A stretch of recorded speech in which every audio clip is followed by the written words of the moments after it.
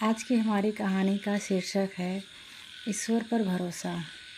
स्वागत है आप सभी का हमारे YouTube चैनल पर। आज की कहानी ईश्वर के प्रति सच्चे प्रेम और आस्था से जुड़ी हुई है। आशा करती हूँ कि यह कहानी आपको आपके मंजिल तक ले जाएगी। एक राजा बहुत दिनों से पुत्र की प्राप्ति के लिए आशा लगाए बैठा था, लेकिन पुत्र नहीं हुआ।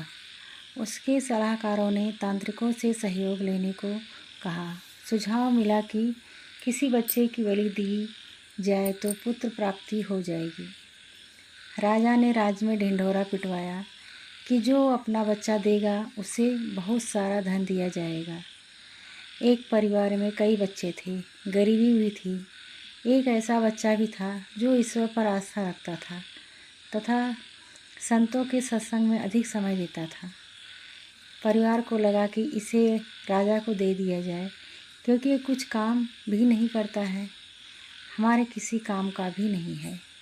इसे देने पर राजा प्रसन्न होकर बहुत सारा धन देंगे। ऐसा ही किया गया। बच्चा राजा को दे दिया गया। राजा के तांत्रिकों द्वारा बच्चे की बलि की तैयारी हो गई। राजा को भी बुलाया गया। बच्चे से पूछा गया कि तुम्हारी आखिरी इच्छा क्या है। बच्चे ने कहा कि ठीक है, मेरे लिए रेत मंगा दिया जाए। रेत आ गया। बच्चे ने रेत से 4 ढेर बनाए। एक एक करके 3 रेत के ढेरों को तोड़ दिया और चौथे के सामने हाथ जोड़कर बैठ गया। उसने कहा कि अब जो करना है करें। यह सब देखकर तांत्रिक डर गए। उन्होंने पूछा कि ये तुमने क्या किया, पहले यह बताओ। राजा ने भी पूछा तो बच्चे ने कहा कि पहली ढेरी मेरी माता पिता की है, मेरी रक्षा करना उनका कर्तव्य था, परंतु उन्होंने पैसे के लिए मुझे बेच दिया, इसलिए मैंने यह ढेरी तोड़ी। दूसरी सगे संबंधियों की थी, उन्होंने भी मेरे माता पिता को नहीं समझाया।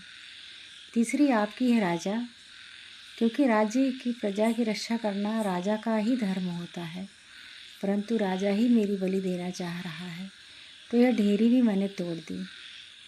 अब सिर्फ अपने सद्गुरु और ईश्वर पर ही मुझे भरोसा है, इसलिए यह एक ढेरी मैंने छोड़ दी।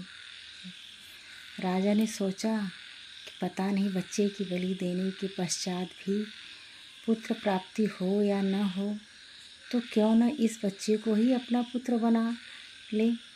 इतना समझदार और ईश्वर भक्त बच्चा है, इससे अच्छा बच्चा कहाँ मिलेगा। राजा ने उसे बच्चे को अपना पुत्र बना लिया और राजकुमार घोषित कर दिया। जो ईश्वर और सद्गुरु पर विश्वास रखते हैं, उनका बाल भी बांका नहीं होता है।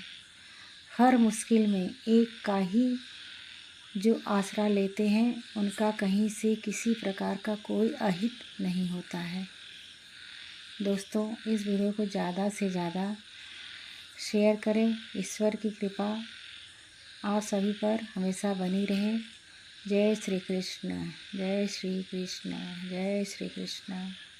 हरि ओम, हरि ओम, हरि ओम।